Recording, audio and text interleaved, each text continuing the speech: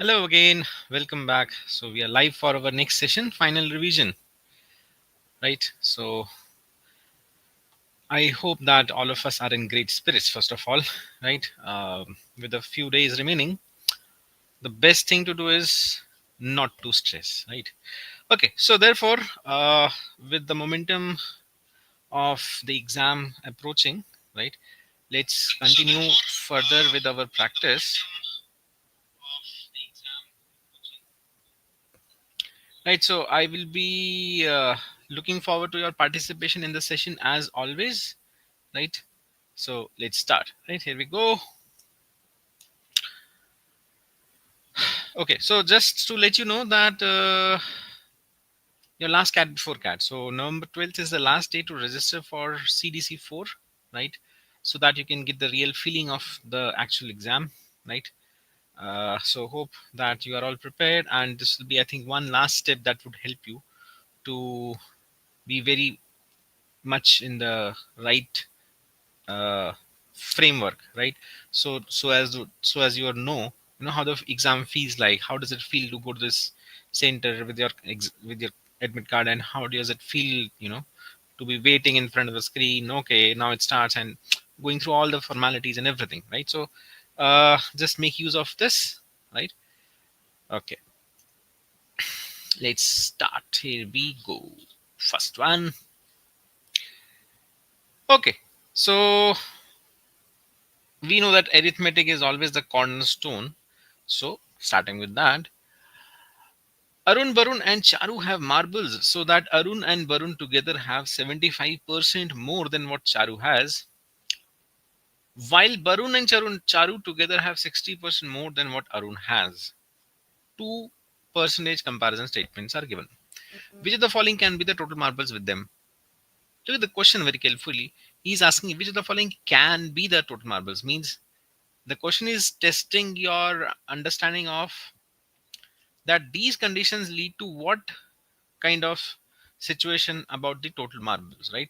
What is the condition that comes over here? Because obviously there is no numbers, so without no numbers you cannot find anything as such uniquely.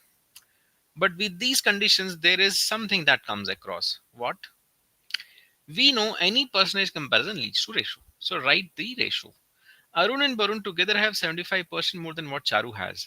So if I say that Arun and Barun have A and B number of marbles, so that with respect to C is what ratio? 75% more means 1.75 times or 7 by 4 times. So the ratio is 7 is to 4. Percentage comparison gives us always ratio 1.75, 7 by 4. Can I say that A plus B is, let's say, is 7x, C is 4x. So total number of marbles, which is A plus B plus C, can I say has to be a multiple of 11? It has to be 11 into some integer. So this is the constraint I get first of all, right? Can I just get my answer from the only this condition? Just look at this first option, 280, not divisible by 11, 22 and then 60, no. 286, 22, 66, yes, this might be the answer. C, 264, 22 and 44, this is also a multiple of 11. So I need to check some for some more conditions, right? I'm not lucky at this stage, right? I think even third option, the fourth option also is divisible by 11, right? So therefore, look for the other condition. Similarly, Barun and Charu, so B plus C with respect to A is 1.6 times, which is 8 by 5, so 8 is to 5. Likewise, therefore, the total number of marbles needs to be a multiple of 8 plus 5, because let's say this is 8y, this is 5y, so total becomes 8 plus 5, 13y. So it's a multiple of now 13 also. Now we can come back to our options. 280, not a multiple of 13. 286, 26, and then again 26. Yes, this is, and this must be the correct choice, the only choice. I obviously there's a unique answer. Yes, you can see 286 is a multiple of both 11 and 13. 264, 275 are not multiples of 13, right? So percentage comparison leads to ratio. Ratio leads to the implication when you're dealing with the integer based quantities that they need to be multiple of the ratio numbers, right? So this is the basic of percentages that you should all know. That's why this is a revision session, right? Revising all the basics once again, so that we are absolutely clear on all the things. Let's see next one. Time and distance. Train A and train B. Train A and train B take 8 and 12 seconds respectively to cross a pole. Crossing of objects in time and distance, right?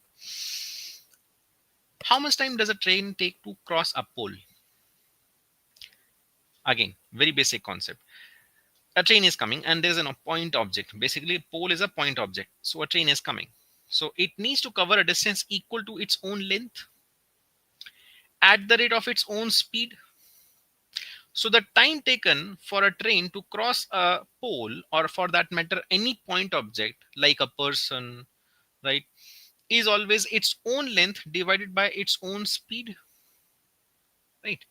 So we'll make use of that, right? Now we are more given more conditions to cross each other when traveling in opposite directions. They take 10 seconds. Okay. Now what's the question asking? The question is asking to compare their lengths, which is a longer train and by how much percentage more than the other train, right? Okay. So I guess we have to take some variables, right? And create the equations with respect to the given information. So let's say I'm taking small a and small b to denote their speeds. Let's say the train A and train B have respective speeds, which are a and b in units of meters per second speed. And in fact, let me do one thing. Since I need to find the length, so let me take their length as small a and b, so that I remember, okay, I have to find a is to b.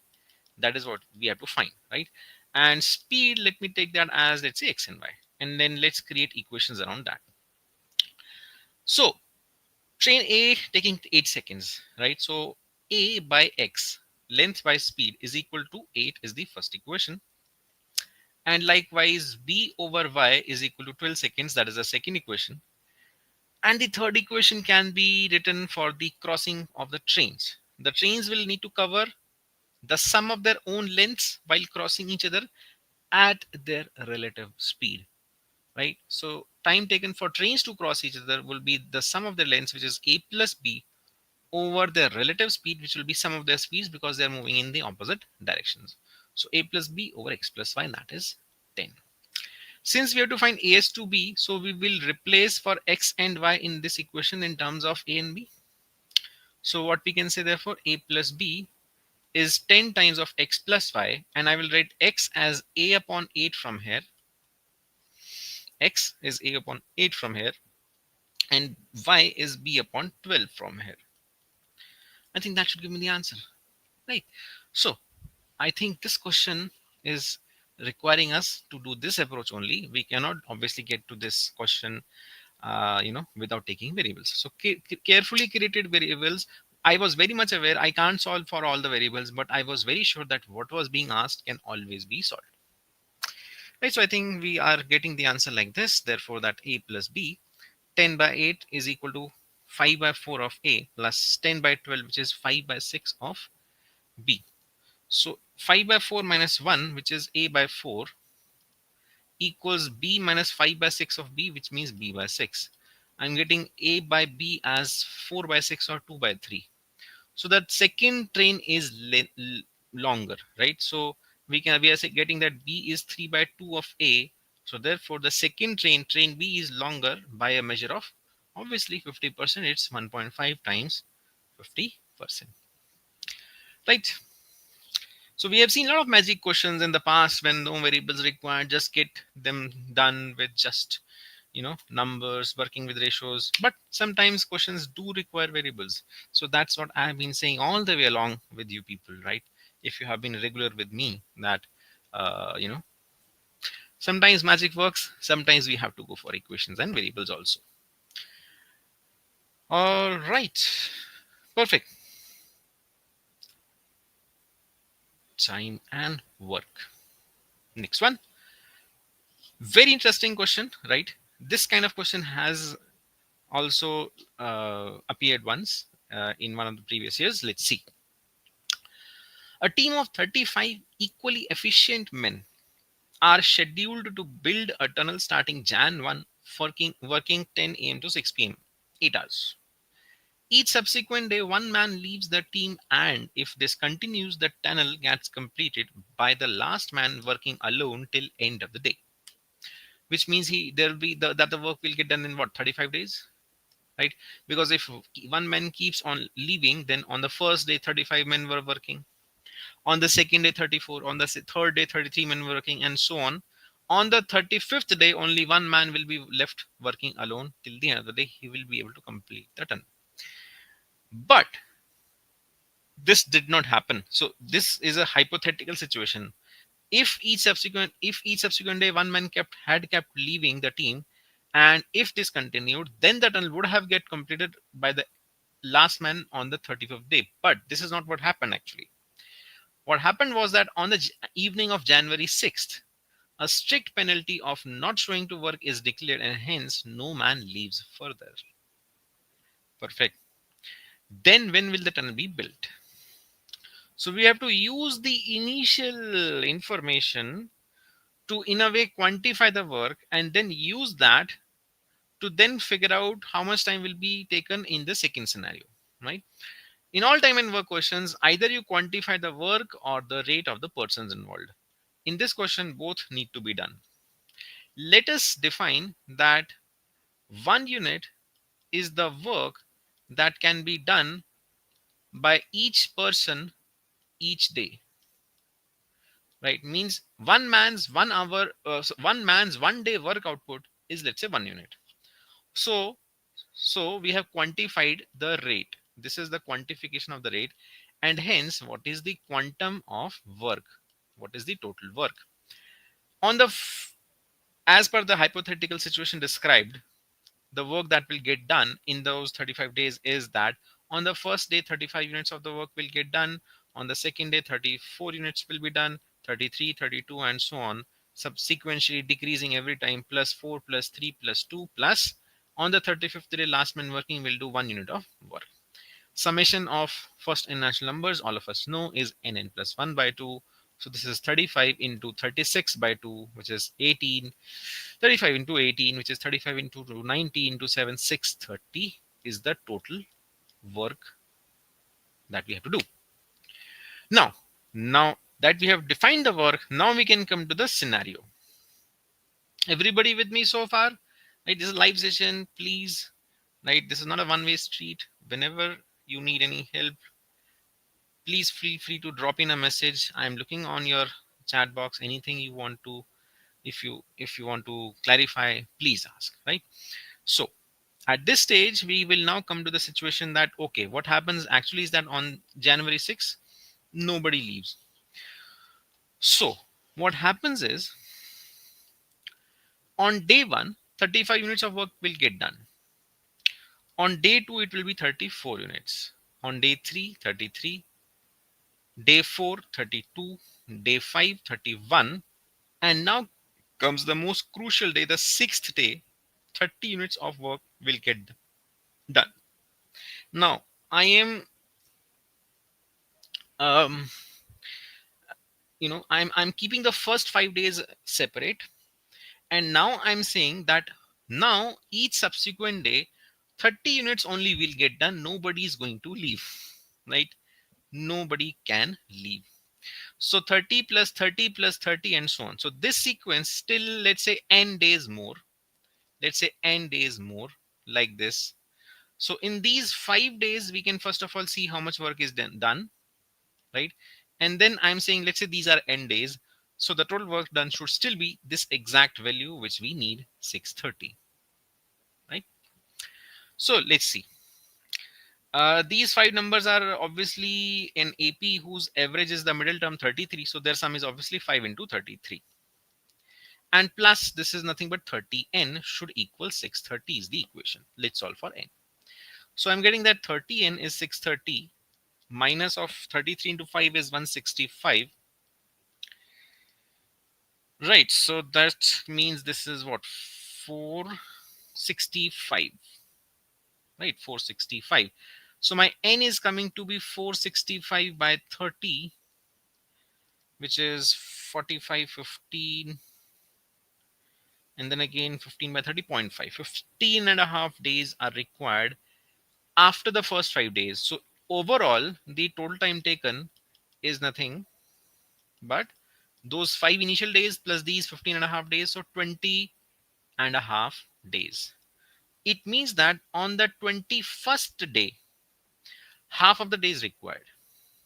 So that is why these options are giving me the time also, because we are getting into the 21st day, but we don't require all the day. We only need half of the day. So therefore, Jan 1 was the first day.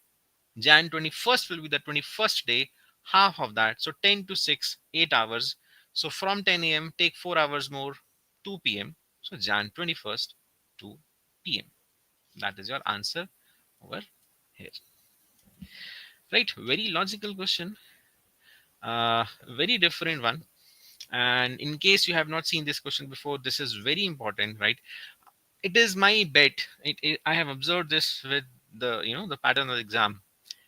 Things repeat in a loop after a gap of 5 to 10 years. What came 20 years ago or 15 years ago and has been forgotten, these people, they bring that again. So hence, I'm bringing the flavor of what has been asked. So something like this, right, has been asked. Perfect. All good, everyone. Okay. Any doubt? Please feel free to ask.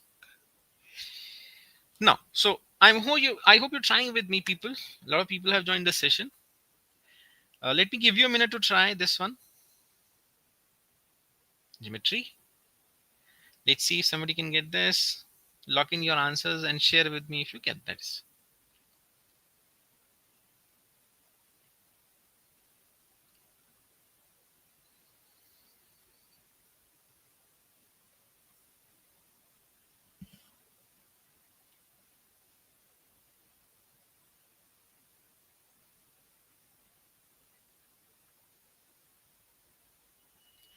This is a very question based on a direct formula, right? So that's why I'm giving this to you. It's a free.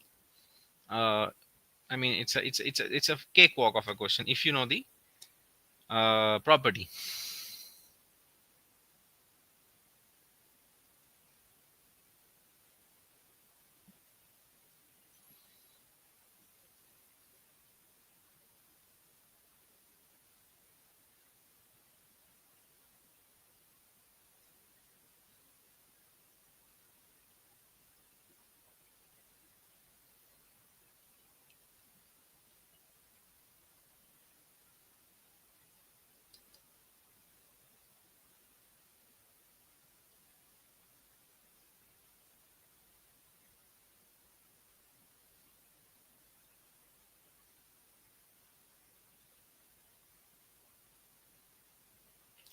Okay, time up. If you knew this, you could have got this by now. The inner radius of a right angle triangle is given by a specific formula. We all know that. If this is A, if this is B, and if this is C, then the in radius R that we are talking about over here, we know it's a special formula for a right angle triangle only. Only this works for a right angle triangle, is A plus B minus C by 2. And in this question, this is given to be equal to 1/6 of the base length. So I have taken the base as A, so that equals A by 6. So from here, you to find A is to B. You also know that it's a right angle triangle, so it will follow the Pythagoras theorem. Simplify. 2 cancels 3. 3A plus 3B minus 3C equals A. A comes over here. 2A plus 3B equals 3C. But what I also know is that A square plus B square is C square. I am supposed to find A ratio B. That is what the question is asking. So since I have got this relation and I have this linear relation and this quadratic kind of a relation, so I need to eliminate the variable C from it. I obviously want to make use of this equation where I am getting C in terms of A and B and put it over there. So can I say by squaring this equation, by squaring this equation on both the sides, I'll get 9C square, right? 9C square is this whole square. So I would want to multiply this equation with a factor of 9, and I will say that 9A square plus 9B square equals 9C square, which is 3C whole square. So it is the whole square of 2A plus 3B. I'm sure this equation should therefore give me the ratio of A's to B. 9A square plus 9B square is therefore 4A square plus 9b square. Oh, this is cancelling directly. Plus 2 into 2 into 3, 12ab. So 9a square minus 4a square, 5a square equals 12ab. Oh, I got that. A is to b is 12 is to 5. A is to b is 12 is to 5 or 5 is to 12. You can write it in any order, right? Perfect. So this formula and then just eliminating the variable to solve, right? Isn't it, people? Right? You should know all these things. And in case you don't know, it's a revision. Again, algebra. Now let's come to algebra. Okay, so this, how to do these kind of questions, that is also very important. All right, something of this kind came last year. So you're given the value of x cube plus 1 over x cube, and then you have to find the value of this x plus 1 by x plus x square plus 1 by x square. So very simple, as long as you know the trick. The trick is not to solve for x. It's a cubic equation. You can't solve for x, remember. Or maybe you can, but don't do that. Even if you can't, don't do that. Make use of the concept of the fact that x plus 1 by x, squaring that will give us x square plus 1 by x square, right? And likewise x plus 1 by x, cubing that will give us x cube plus 1 by x cube. So from here, try to find out x plus 1 by x, this value, right? Try to find this value by making use of this, because x plus 1 by x whole cube, a plus b whole cube is a cube plus b cube. So x cube plus 1 by x cube plus 3ab. ab means x into 1 by x, which is 1. 3ab into a plus b. And that is again x plus 1 by x.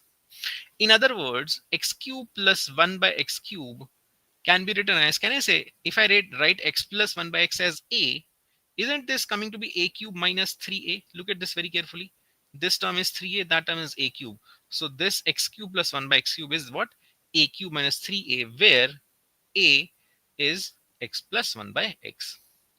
So therefore, can I say that from here that a cube minus 3a is 52, where a is this x plus 1 by x.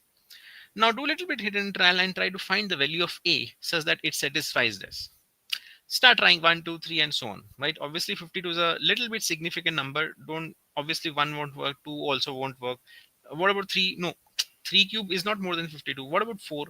4 cube is 64. Minus 3 into 4, 12. Matches up, right? So therefore, my a is 4.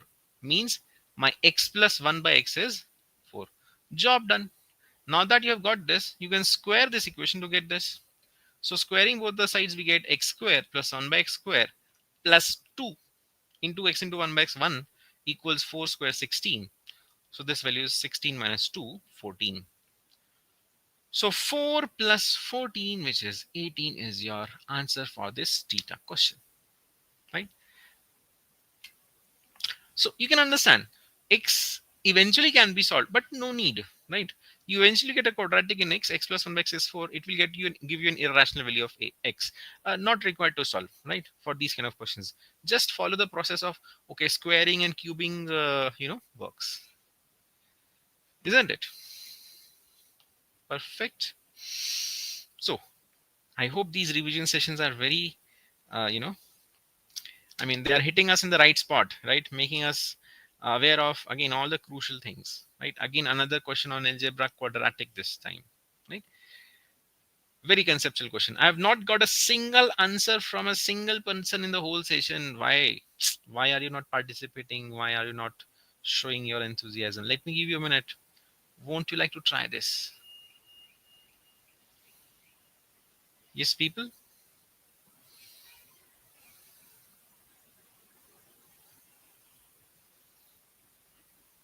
Make use of this opportunity to see how much you know, right?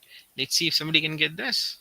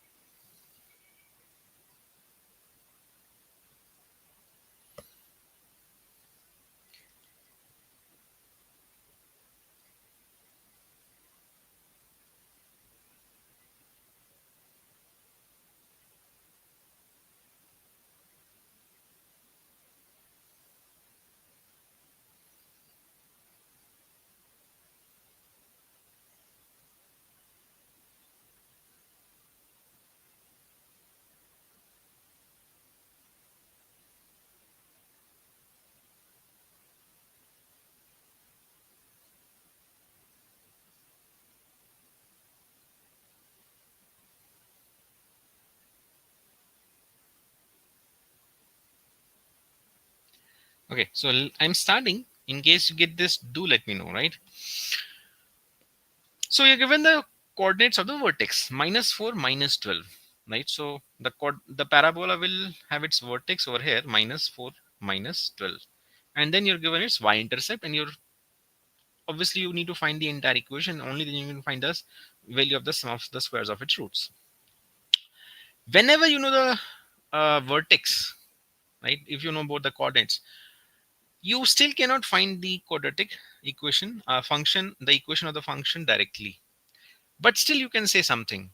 So this quadratic function, if we say it's a function fx, so that how will be of what form? So since x equals -4, right, at that value, it at that value of x, it is taking its minimum value, right? So the quadratic should be of the form some constant, let's say a, times, since -4 is the vertex, so x plus 4 the whole square.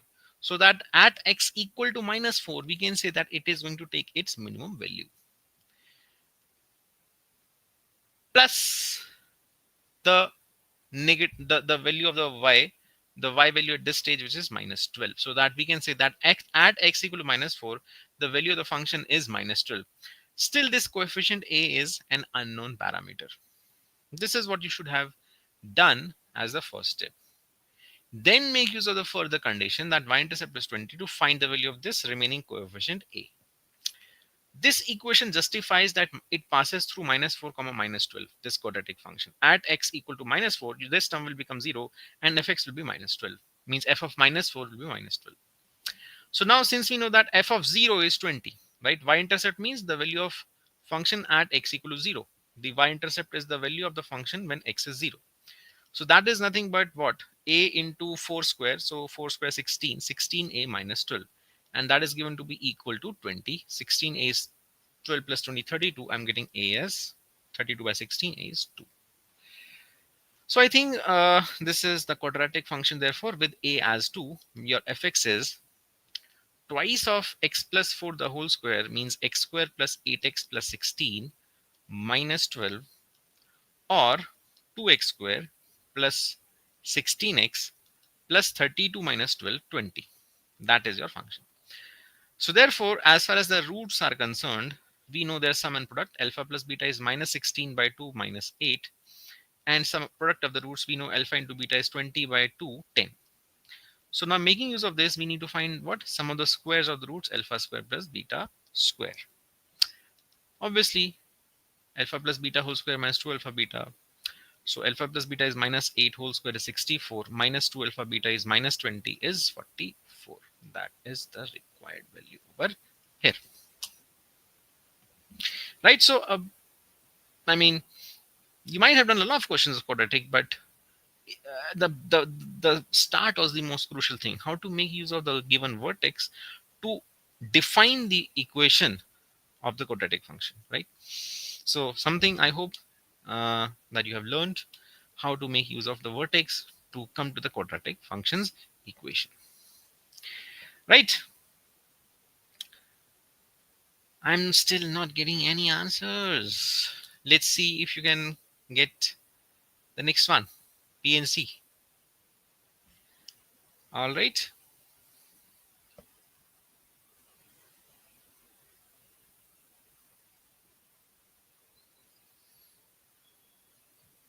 Let's see if you can get this.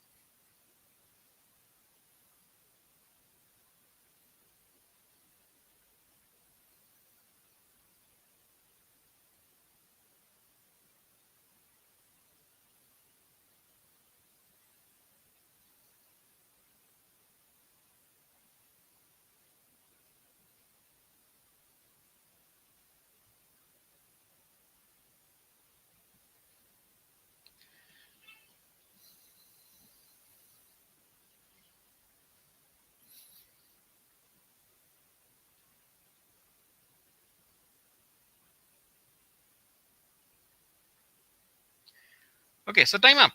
Let's see. Time up. 4 physics, 5 chemistry, and 3 biology books with 3 separate sections, one for each subject. All books of the same subject kept together. On any day, I pick either 2 or 3 books, but I never pick all books of the same subject. In how many ways can I make my study plan? So, either I pick 2 books or 3 books. If I pick 2 books, then I should pick 2 books of 2 different subjects. So, how many ways I can pick 2 books of 2 different subjects? Either one book of physics 4 ways, and then one book of chemistry 5 ways, 4 into 5, or one book of physics 4 ways, one book of biology 3 ways, 4 into 3, or one book of chemistry 5 ways, one book of biology 3 ways, 5 into 3. 4 into 5, 4 into 3, 5 into 3, 20, 12, 32, and 15, 47. That's one way. Or I pick 3 books. If I pick 3 books, then if I do direct counting, cases will be too many, right? I would rather use the complementary approach. I have a total of 12 books, 4 and 5 and 3, 12 books. Total ways to pick any 3 books would be simply pick 3 from 12, 12C3. From this, remove all those cases when all your 3 books are of the same subject. All physics books, 4C3 ways. All chemistry books, 5C3 ways. All biology books, 3C3 ways. 12C3 is 12 into 11 into 10 upon 3 factorial 6. So with 12, 6 will cancel.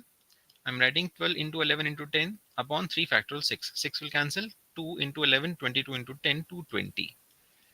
Minus 4C3. So 4C3 is 6. 4C3 is 4. 4C3 is 4. 5C3 is as good as 5C2, which is 10. And 3C3 is nothing but 1. So 220 minus this is 15. So this is 205. 205 and 47 are total of 252 ways. Perfect. All right. Right. So again, the only motive of this question was that whenever required, use the complementary approach, right? So with the counting of 2 books, direct counting was easy. 3 books, you can also do the direct way, but complementary approach is little fast, right? Perfect. Next one. Let's see. Here we go. In the final math exam, 65 students appeared and scored an average of 60 out of 100. If the top 3 scores are removed, the average drops by 1.5. I know the average of of all the 65 students, so I can find the marks of all those students. I also know that average becomes what, 58.5. It drops from 60 to 58.5 for 62 students. So making use of this, I think we can figure out the total marks of those top 3 students, right? By taking the difference. Then the second highest score is less than 19. All the scores are distinct integers. What is the least possible score that the topper could have obtained? We have to minimize the highest score. A classic question of maxima minima. Right. So all the total marks of all the students, the 65 students, is 65 into 60. Right, 65 into 2, 130 into 30, which will be 3900. Right, 65 into 2, 130, 130 into 30. Right.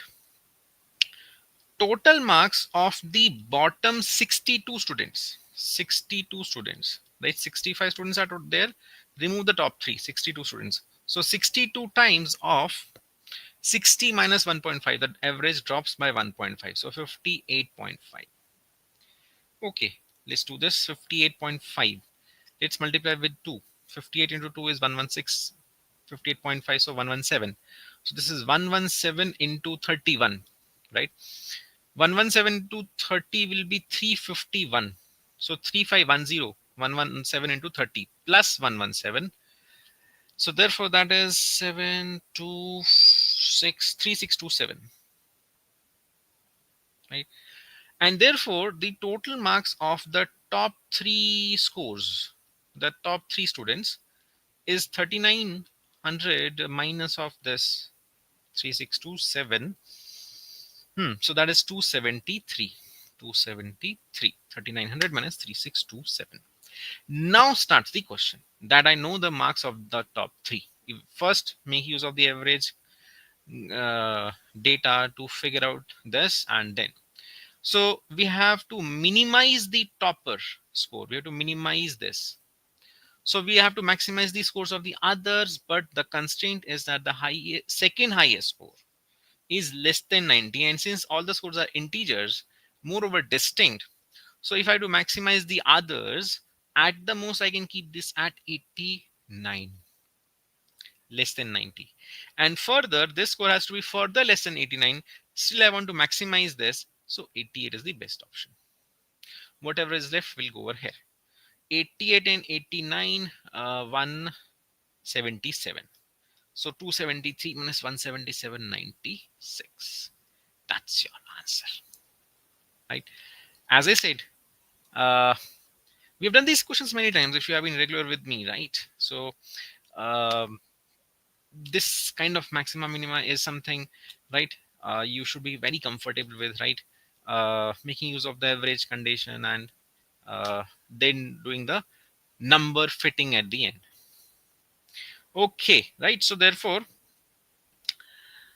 right, as I said at the start, keep up your spirits high. First of all, that's the most important thing, right?